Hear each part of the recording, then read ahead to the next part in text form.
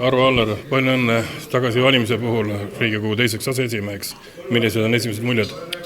Aitäh kõigepealt ja esimesed muljed on see, et meie fraktsioon toetas mind ja eelmise korraga võrreldes tuli 5 häält juurde, et see tähendab seda, et opositsioonis on ka mingit moodi ühtsus leitud, vähemalt vanade opositsioonis olijate poolt. Nüüd sotside lisavõtmisega asjad muutusid ja hetkel ikkagi endise opositsiooni ja praeguse suurema opositsiooni osapoolte poolt kokkulepet ja arutelud peavad.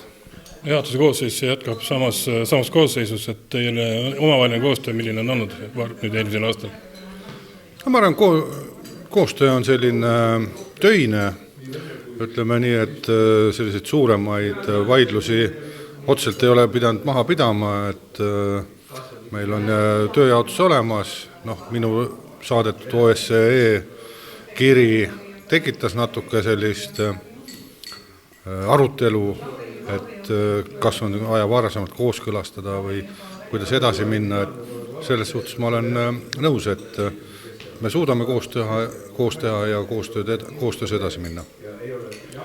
Kas on midagi juba uues tööaastas midagi juba ees ka, mida teate, et on vaja hakata korraldama ja tegema, et mis on lähimas tulevikus? Arvestades meie praegust olukorda, et meil tuleb vaadata see Riigikogu kriisi toimimise plaan üle.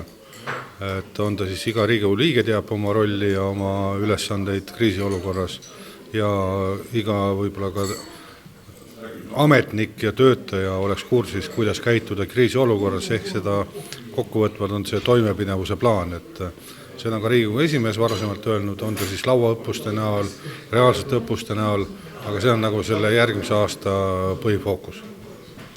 Palju räägitud ka sellest, üldse kogu sellest Riigikogu nii-öelda töökultuurist ja nendest igasugustest rollidest ja ka sellest, et on eiratud nagu neid varasemaid traditsioone ja kuidas sellega on?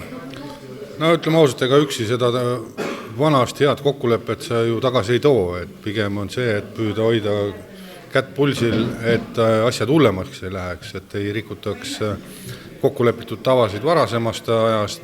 Kui neid on siiani rikutud, ütleme selle aasta jooksul, mis ma olen juhatuses olnud, pole nagu uusi rikkumisi otseselt tulnud, et selles suhtes saab öelda, et on hoitud joont ja mis on eelnevalt nagu minna lastud, et paraku see on ka nüüd edasi toiminud. See tava on rikutud ja on tehtud pretsedent ja seda on nüüd hakatud ka kasutama. Te mainisite ka OECD komisjoni siin käiku valimiste osas, et kas on sealt tulnud mingid reageeringud või mingid tagasisidet, millal seda võiks kuulda? Praegu ei ole tulnud midagi. OSCE ise ütles, et on aprilli lõpus teada ja kuulda mingi kokkuvõtteid, et ootame veel 6 aega ja siis peaks olema teada.